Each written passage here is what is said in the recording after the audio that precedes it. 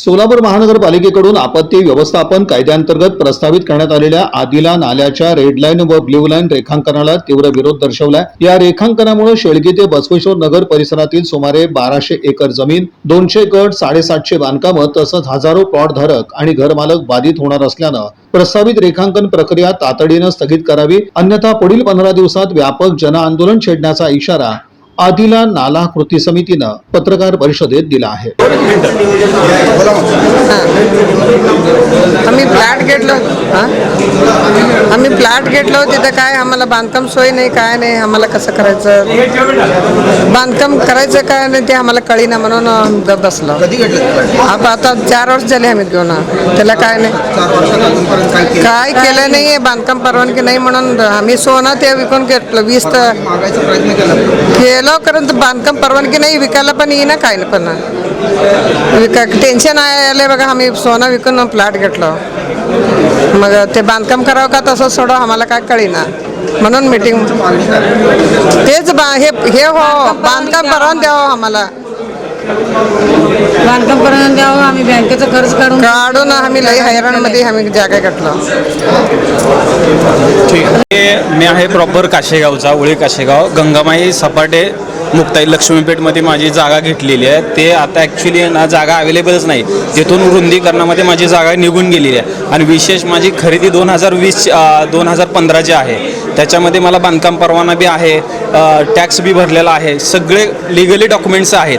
मग ह्याच्यामध्ये मी सामान्य नागरिक म्हणून त्या जो डेव्हलपर असेल त्याची बाजू त्याच्याकडून मला मोबदला मिळेल का सरकारकडून मिळेल, कलेक्टर यांनी आहे, त्याच्यामध्ये सामान्य नागरिक आहे ना सगळा भरडून चाललेला आहे।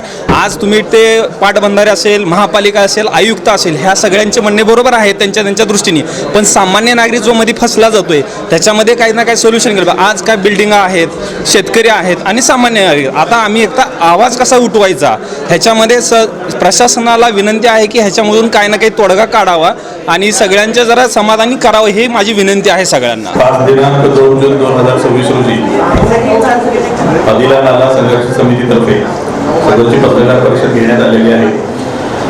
पत्रकार परिषदेचे मुख्य मुद्दे हे आहेत, सदर जो आदिला नाला आहे ज्याचे ऐतिहासिक गॅझेटचे पुरावे, टोपोग्राफिक पुरावे आणि इतर पुराव्यानुसार त्याला नाला म्हणावं आणि त्या नाल्याला असलेल्या तरतुदीनुसार UDCPR मध्ये 6 मीटर बफर झोन ठेवून बांधकाम परवाने ज्या दिलेल्या आहेत त्या कायम करण्यात याव्यात।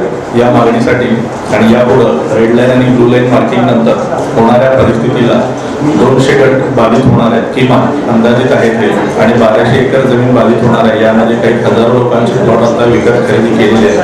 जनसामान्य मध्यमवर्ग लोकांनी जे खरेदी केलेले प्लॉट आहेत, बांधकाम चालू केलेले आहेत, परवाने घेतलेले आहेत, ते कायम व्हावेत आणि यापुढे देखील जे परवानगी आतापर्यंत दिलेले आहेत ते कायम व्हावेत आणि त्यामध्ये जे काही डेव्हलपमेंटसाठी परवानगी दिलेली आहे ती कायम व्हावी या मागणीकरिता आज ही पत्रकार परिषद घेतलेली आहे।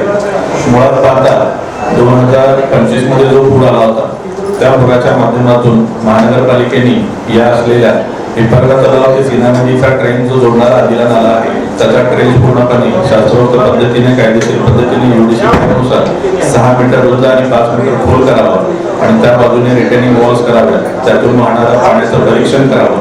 होणाऱ्या परीक्षणानंतर जर पाणी आलं तर त्यावर नवी अभ्यास समिती बसवून त्यावर रेड लाईन आणि ब्लू लाईन मार्किंगचे इम्प्लिमेंटेशन करावं, ही मुख्य मागणी आज आम्ही ठेवलेली आहे।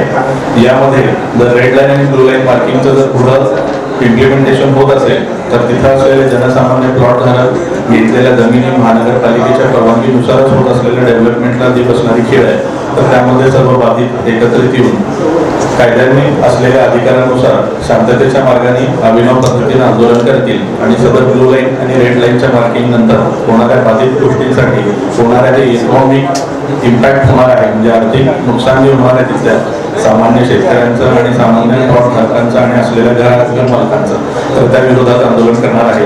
आणि यामध्ये महानगरपालिका आणि इतर प्रशासनाने या होणारे इकॉनॉमिक लॉसेस आणि होणाऱ्या इम्पॅक्ट अनालिसिस मध्ये जे काही गरिबांचं नुकसान होणार आहे त्या बाबतीत देखील सहानुभूतीपूर्वक सरकार आणि शासन म्हणून पूर्णपणे विचार करूनच या बाबतीतले इम्प्लिमेंटेशन करावे, ही मुख्य मागणी घेऊन आजची ही पत्रकार परिषद घेण्यात आलेली आहे।